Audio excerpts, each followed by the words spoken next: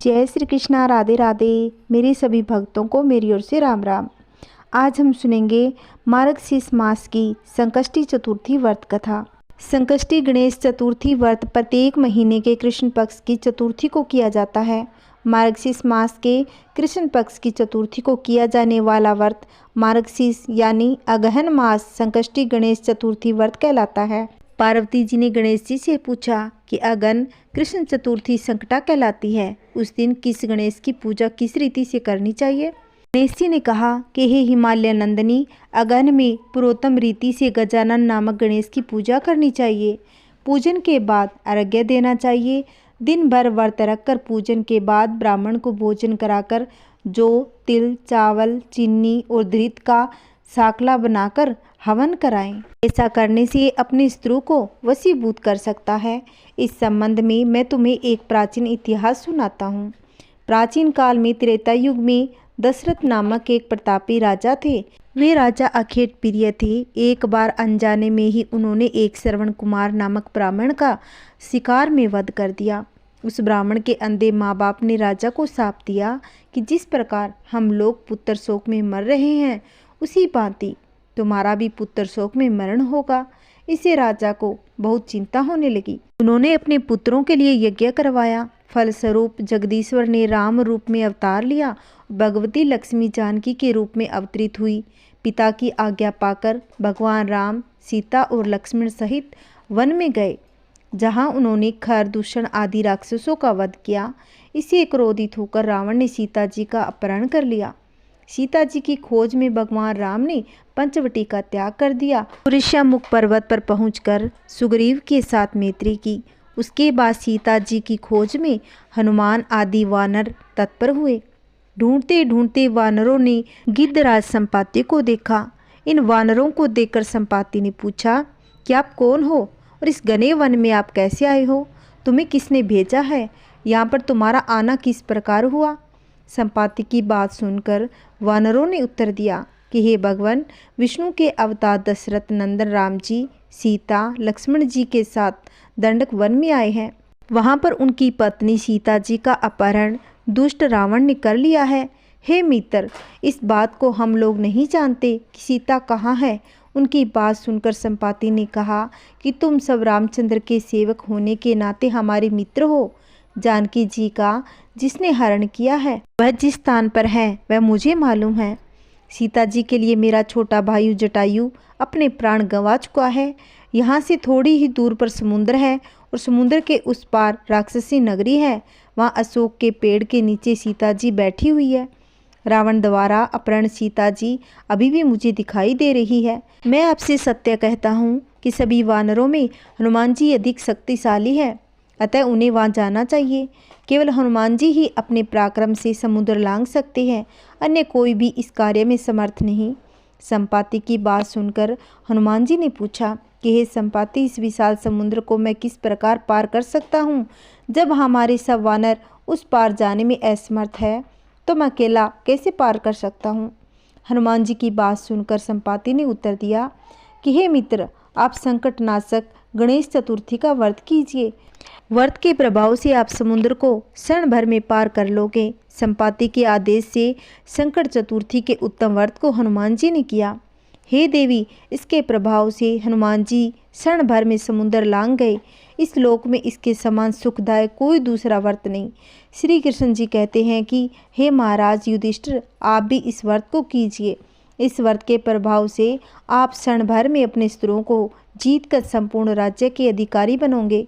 भगवान श्री कृष्ण का वचन सुनकर युधिष्ठिर ने गणेश चतुर्थी का व्रत किया। गणेश चतुर्थी का व्रत करने से अपने स्त्रों को जीतकर राज्य के अधिकारी बन गए। गणेश जी महाराज की जय। आइए अब चौथ माता की कहानी सुनते हैं। एक समय की बात है, एक साहूकार के एक बेटा और बहू थे। बहू सबको भोजन करा के फिर स्वयं भोजन करती। एक पड़ोसन ऐसी भी थी जो रोज पूछती कि बहू, आज तूने क्या बनाया और क्या खाया?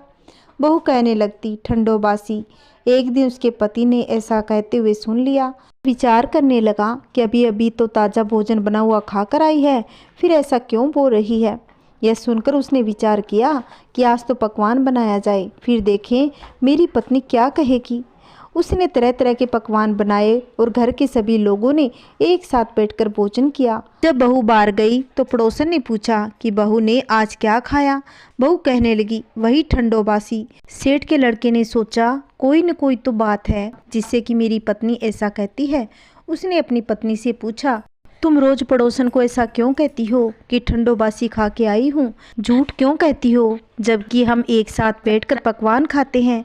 उसकी पत्नी कहने लगी, अपने जो खाते हैं वह बाप बूढ़ों की कमाई है। जिस दिन आप कमा कर लाओगे उस दिन मैं समझूंगी कि ताज़ा भोजन बना है। अब एक दिन लड़के ने माँ से कहा, मैं एक बड़े शहर में कमाई करने जा रहा हूँ। माँ कहने लगी, बेटा अपने पास इतना धन है, कितना भी खाओ नहीं कटेगा। माँ के मना करने पर भी बेटे ने स्वयं कमाने का दृढ़ निश्चय कर लिया और जाते समय पत्नी से कहा, मैं जब तक कमा कर बहुत सा धन लेकर न आ जाऊं तुम चूल्हे की आग मत बुझने देना। एक दिन चूल्हे की आग बुझ गई तो वह मन ही मन घबराने लगी और कहीं मेरे पति को संकट न आ जाए, जल्दी से पड़ोसन के घर से आग लाकर चूल्हे में रख दूं। ऐसा विचार करके पड़ोसन के घर गई। वहाँ पड़ोसन चौथ माता का व्रत पूजन कर रही थी। पड़ोसन ने कहा, थोड़ी देर में आकर ले जाना। बहू ने पड़ोसन से पूछा, आप यह व्रत किस चीज़ का करती हो, इससे क्या फल मिलता है? पड़ोसन ने कहा, चौथ माता के इस व्रत को करने से अन्न लक्ष्मी मिले, अपनी मनोकामना पूर्ण हो। अब बहू भी चौथ माता का व्रत करने लगी और दीवार पर चौथ माता बनाई। उस दिन घी गुड़ का चूरमा बनाकर रात्रि में चंद्रमा को अर्घ्य देकर भोजन किया। ऐसा करते करते बहुत दिन हो गए। चौथ माता ने उस बहू के पति को सपने में आकर कहा कि साहूकार के बेटे सोता या जागता तो तेरी पत्नी बहुत याद करती है, घर जाकर उसकी चिंता मिटा। चौथ माता ने कहा, तू दुकान खोलकर कंकु केसर का पगलिया बना के बैठ जाना, आज तेरा हिसाब किताब चुकता हो जाएगा। अब तो चौथ माता ने जैसा कहा था वैसा ही हुआ। अब उसने घर जाने की तैयारी की और गाड़ी भर के धन दौलत लेकर चल दिया। रास्ते में एक बड़ा सा काला नाग फन फैलाए बैठा हुआ था और कहने लगा, आज तो मैं तुझे डसूंगा, छोड़ने वाला नहीं, आज तेरी आयु पूरी हो गई। सेठ के लड़के ने कहा, हे नाग देवता, मैं पत्नी से मिलने घर जा रहा हूँ। वहाँ मेरी पत्नी बहुत चिंता करती है, मैं उससे मिलकर ज़रूर आऊँगा, तब तुम मुझे डस लेना। नाग ने कहा, तुम सप्तपूर्वक कहकर जाओ तो मैं तुम्हें जाने दूंगा, परंतु लौटकर नहीं आए तो तुम्हारे घर आकर मैं डस लूँगा। इस प्रकार सांप को वचन देकर वह अपने घर पहुँचा। वहाँ सभी के हंसी खुशी से मिला और भोजन करने के बाद उदास बैठ गया। उसकी पत्नी ने उदास होने का कारण पूछा तो पति ने काले नाग वाली बात बताते हुए कहा, यदि मैं उसके पास नहीं जाऊंगा तो वह घर आकर ही मुझे डस लेगा। उसकी पत्नी ने कहा, आप घबराओ नहीं, लेट जाओ, मैं एक उपाय करती हूँ। पत्नी ने कमरे की 7 सीढ़ियों को धोई। पहली सीढ़ी पर रेत रखा, दूसरी पर इत्तर, तीसरी पर गुलाल और फूल, चौथी पर कंकु केसर, 5वीं पर लड्डू पेड़ा, 6ठी पर गदी गलीचा और 7वीं पेड़ी पर दूध का कटोरा भरकर रख दिया। इस प्रकार 7 सीढ़ियों पर सजाकर बैठ गई। आधी रात होते ही नाग आकर सीढ़ियों पर चढ़ने लगा तो पहली सीढ़ी पर रेत में लोटपोट हुआ और कहने लगा, सेठ के लड़के, बहू ने आराम तो बहुत दिया पर वचनों से बंध कर आया हूँ, सो डसूंगा अवश्य ही। ऐसा कहते कहते 7वीं सीढ़ियों पर चढ़ गया और दूध का कटोरा पीकर आगे चला। कमरे की ओर जाने वाला था कि चौथ माता ने विचार किया, अगर मैंने आज नहीं बचाऊंगी तो संसार में मुझे कोई नहीं मानेगा, कोई व्रत पूजन नहीं करेगा। अब तो गणेश जी, चंद्रमा जी, चौथ माता ने उसे बचाने का विचार कर लिया। चंद्रमा जी ने उजाला किया, चौथ माता ने ढाल बनी और गणेश जी ने तलवार लेकर नाग को मार दिया और ढाल से ढक दिया। अब बहू बेचारी थकी हारी सो गई। दिन उगा तो लोग बेटे के मिलने आए, परंतु बेटा बहू तो उठे ही नहीं थे। बहुत देर हो गई तो माँ उन्हें उठाने गई। माँ ने जैसे ही 7 सीढ़ियाँ पार करी, खून ही खून नजर आया तो बहुत घबरा गई। बेटा बहू को आवाज़ लगाने लगी। बेटा बहू उठे तो देखा कि एक ढाल तलवार वहाँ पड़ी है। अब ढाल उठाई तो वहीं काला नाग मरा पड़ा था। तब बेटे ने कहा कि माँ जी, कि मेरे नाम का किसने धर्म पूर्ण किया था? तब माँ ने कहा, बेटा मैंने तो कुछ नहीं किया। तब बहू ने कहा, हाँ मैंने चौथ माता का व्रत किया था, जो भगवान गणेश जी और चौथ माता ने आपकी रक्षा की। हे चौथ माता, आपने जैसी सेठ के बेटे बहू की रक्षा की वैसी सबकी करना। कहानी कहने वाले की और कहानी सुनाने वाले की, हुंकारा देने वाले की, सभी के घर में कृपा बनाए रखना। बोलिए चौथ माता की जय। ये भक्तों, सुनते हैं गणेश जी की कहानी। 2 देवरानी जेठानी थी। जेठानी गरीब थी और देवरानी मालदार थी। जेठानी अपनी देवरानी के घर पे चून पीसने जाया करती, पोने के लिए जाती, हाथ धोकर बर्तन धोकर पानी फेंकती नहीं और साथ में ले आती, एक लोटे में डालकर अपने घर ले जाती, अपने पति को पिला देती थी। इस तरह की कंगाली में भी धीरज नहीं छोड़ती थी, सदा गणेश जी की पूजा करती, धूप दीप करती। एक दिन देवरानी के बच्चे ने आटे का पानी ले जाते हुए देख लिया और अपनी माँ से कहने लगे, माँ अपने आटे को चुरा कर ताई आटे में पानी मिलाकर ले जाती है और वह पानी ताऊ जी को पिला देती है। अब दूसरे दिन जेठानी आटे के घोल का पानी ले जाने लगी तो देवरानी ने छीन लिया और कहने लगी, इस तरह रोज़ रोज़ आटा चुरा कर ले जाओगी तो हमारा घर किस तरह चलेगा। बेचारी जेठानी खाली हाथ अपने घर आ गई। उसका पति बोला, ला पानी। जेठानी ने सारी बात कह दी, पर उसको तो भूख से क्रोध आया और लाठी दे मारी। बेचारी रोकर सो गई। रात को आए चुटक विनायक जी बोले, कैसे सोई हो। बोली, सोऊं नहीं तो क्या करूं, मुझे बिना कसूर ही मारा। गणेश जी बोले, तेरी बात तो मैं फिर सुनूंगा, मैं घर घर में प्रसाद खाकर आया हूँ, मुझे निपटने जाना है, जगह बता। उसने कहा, जाओ वहाँ कर लो। अब मार खाई हुई जेठानी गुस्से में थी। थोड़ी देर में गणेश जी फिर आई और कहने लगे कि अब पहुँचूँ कहाँ पर। भूखी जेठानी को क्रोध आया, क्रोध में कहने लगी, मेरे सिर पर पहुँच ले। गणेश जी ने वैसा ही किया। सुबह उठी तो देखा जगह जगह धन ही धन पड़ा था। बाल बाल में मोती हीरे जवाहरात पाए हुए थे। सारा सिर सोने से पीला हो गया था। दोनों स्त्री पुरुष मिलकर धन इकट्ठा करने में लग गए और चारों तरफ धन देकर खुश हो गए। इधर जब देवरानी ने देखा कि इतना दिन हो गए और जेठानी नहीं आई तो क्या कारण है, वह अपने बच्चों को, लड़के और लड़कियों को बोली कि देख कर आओ कि ताई आज क्यों नहीं आई। तब देवरानी के बच्चे देखने गए। जाकर देखा दोनों धन इकट्ठा करने में लगे हुए थे। दौड़े दौड़े अपनी माँ से बोले, आज तो ताई के घर में बहुत माल दाल बिखरा पड़ा है, उसको इकट्ठा करने में लगे हैं। देवरानी यह सुनकर दुखी हो गई। देवरानी आखिर उसके घर गई और कहने लगी, इतना धन दौलत कहाँ से आया। जेठानी ने सारी बात बतला दी। अब देवरानी अपने घर गई, अपने पति से बोली, आप आज मुझे मारो। वह बोला, क्यों। वह बोली, तुम मुझे मारो। वह बोली कि जेठानी के कितना धन आया है। उसके पति ने समझाया, यो धन कहाँ पड़ा है, पर वह नहीं मानी। उसके पति ने 2-4 साधारण सी लगा दी। उसने झूठ झूठ चिल्लाना शुरू कर दिया और सो गई। रात को भगवान जी आए और बोले कि सोई है। वह बोली, सोऊं नहीं तो क्या करूं। गणेश जी बोले, मुझे तो निपटने जाना है। वह बोली, महाराज इतनी बड़ी हवेली पड़ी है, कहीं भी जाओ और निपट लो, और आपकी जहाँ इच्छा हो वहाँ निपटो। अब सारा घर नरक से भर गया। वह बोली, पहुँचूँ कहाँ पर। वह बोली, मेरे सिर पर पहुँच लो। विनायक जी ने उसके सिर पर पहुँच लिया। गणेश जी चले गए। सुबह उठते ही दोनों पति पत्नी व बच्चों ने देखा कि सारा घर गंदगी से भरा पड़ा था। घर में नरक ही नरक हो गया, सिर भी गंदा हो गया। उनको बहुत गुस्सा आया। कहने लगे, जेठ जेठानी के तो गणेश जी ने इतना धन दिया, हमें गंदगी ही गंदगी दी, इसलिए किसी की हरीस नहीं करनी चाहिए। जैसा कोई करे वैसे ही भगवान फल देता है। जैसा जेठानी को दिया भगवान सबको दे। कहानी कहने वाले को और कहानी सुनाने वाले को और हुंकारा भरने वाले को सभी के घरों में सुख शांति बनी रहे। बोलिए गणेश जी महाराज की जय। आइए भक्तों, गणेश चालीसा पढ़ते हैं। कहा जाता है कि इस दिन गणेश चालीसा पढ़ने से सभी दुख दूर होते हैं। बोलिए गणेश महाराज की जय।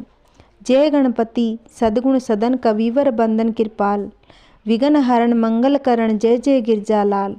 जय जय गणपति राजो मंगल भरण करण शुभ काजू, जय जगबंदन सदन सुपदाता विश्व विनायक बुद्धि विदाता। वक्र तुंड सुचि सुंड सुहावन, तिलक तिरपुंड बालमन भावन। राजित मणि मुक्तन उर्माला, सवर्ण मुकुट सिर नयन विशाला। पुस्तक पाणि कुठार त्रिशूलम, मोदक भोग सुगंधित फूलम। सुंदर पीताम्बर तन साजित, चरण पादुका मुनि मन राजित। धनी शिव सुमन सडानन भ्राता, गोरी ललन विश्व विदाता। रिद्धि सिद्धि तव चंवर डुलावे, मुस्तक वाहन सोहत द्वारे। कहो जन्म शुभ कथा तुम्हारी, अति सूची पावन मंगलकारी। एक समय गिरिराज कुमारी, पुत्र हेतु तप कीना भारी। भयो यज्ञ जब पूर्ण अनुपा, तब पूछो तुम धरि द्विज रूपा। अतिथि जानी के गोरी सुखारी, बहु विधि सेवा करी तुम्हारी। अति प्रसन्न है तुम वर दीना, मातु पुत्र हित जो तप कीना।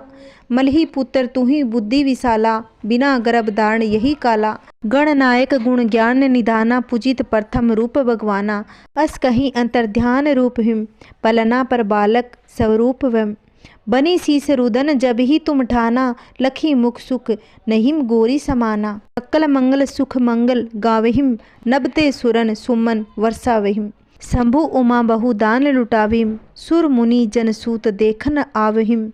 लखी अति आनंद मंगल साजा, देखन भी आए सनी राजा। निज अवगुण गुनी सनी मन माहिम, बालक देखन चाहत नाहिम। गिरजा कछो मन भेद बढ़ाए, उत्सव मोर न सनी तू ही बायो। कहन लगे सनी मन सकुचाई, का कहियो शिशु मोहि दिखाई। नहीं विश्वासा उमा कर भयु, सनी सोम बालक देखन काऊ। हिम सनी दृग कोण प्रकाशा, बालक सिर उड़ गयो प्रकाशा। गिरजा गिरिम विकल हरि धरणी, सो दुख दशा गयो नहिम कवरणी। आहाकार मचो के लासा, सनी किनो लखी सूत को नासा। तुरंत गरुड़ चढ़ी विष्णु सिधाए, कोटि चक्कर सो गज सिर लाए। बालक के धड़ ऊपर धार्यो, प्राण मंत्र पढ़ संकट डार्यो। नाम गणेश शंभु तब कीने, प्रथम पूजे बुद्धि निधि वर दीने। बुद्धि परीक्षा जब शिव कीना, पृथ्वी की प्रदक्षिणा लीना। चले सडानन भरमी बुलाई, रची बैठ तुम बुद्धि उपाई। चरण मातु पितु के धर लीने, तिनके साथ प्रदक्षिण कीने। धनी गणेश कही शिव हिये हर्षे, नपते सुरन सुमन बहु बरसे। तुम्हारी महिमा बुद्धि बढ़ाई, से सहस मुख सके न गाई। मैं मतिहीन मलिन दुखारी, करहूँ कौन बदी विनय तुम्हारी। बजत राम सुंदर प्रभु दासा, लख प्रयाग कर करा दुर्वासा। अब प्रभु दया दीन पर कीजिए, अपनी शक्ति भक्ति तुम दीजिए। श्री गणेश चालीसा पाठ करे धर ध्यान, नित नव मंगल गृह बसे लहे जगत सम्मान। संवत अपन शस्त्र 10 ऋषि पंचमी दिनेश, पूर्ण चालीसा भयो मंगल पूर्ति गणेश। बोलिए गणेश जी महाराज की जय हो। बोलिए चौथ माता की जय। अगर आपको मेरी वीडियो अच्छी लगती हो तो वीडियो को ज़्यादा से ज़्यादा शेयर करें, लाइक करें और कमेंट में बताएं कि मेरी वीडियो आपको कैसी लगती है। अगर आपने अभी तक मेरे चैनल को सब्सक्राइब नहीं किया तो मेरे चैनल को सब्सक्राइब करके रखें, जिससे आने वाली वीडियो की नोटिफिकेशन आपको मिलती रहेगी। मुझसे थोड़ी बहुत गलती हो जाए तो मुझे छोटी या बड़ी बहन मानकर माफ़ करना। जय श्री कृष्णा, राधे राधे। सभी प्यारे भक्तों को मेरी ओर से राम राम।